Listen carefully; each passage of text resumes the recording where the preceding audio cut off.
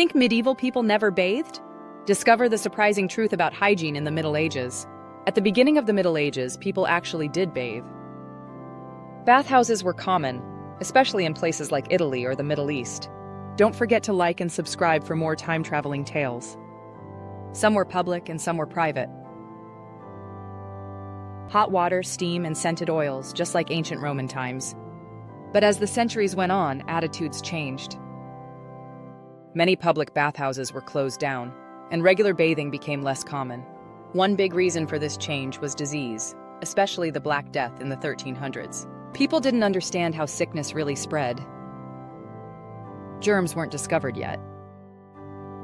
Instead, they thought bad smells, called miasmas, carried disease. And when you take a hot bath, your skin warms up and your pores open.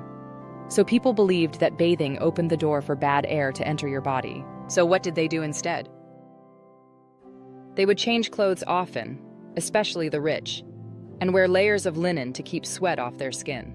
They thought this was enough to stay clean. Also, perfume was a big deal. People used scented water, herbs, and even dried flowers in little pouches called pomanders.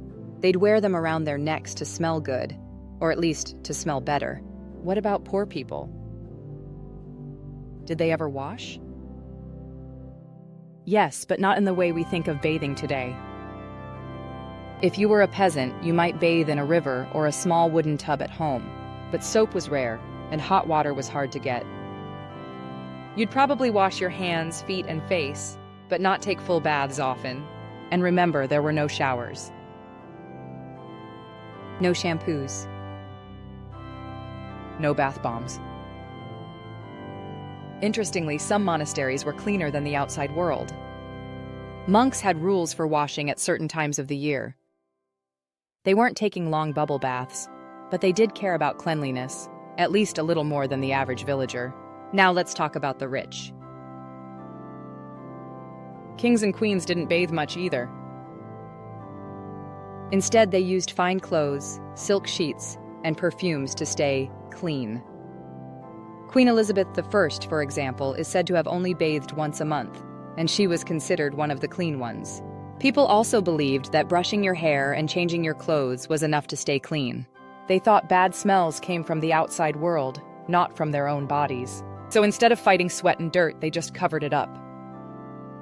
But things started to change in the 1600s and 1700s. Slowly, scientists began to understand how disease actually worked. Clean water became more available in some cities. Soap got cheaper.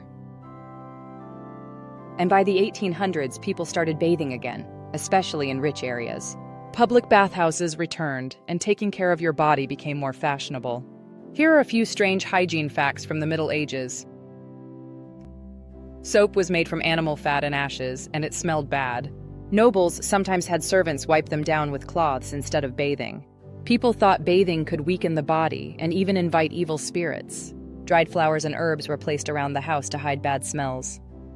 Wooden tubs were shared by the whole family, yes, even the water. Today we shower almost every day.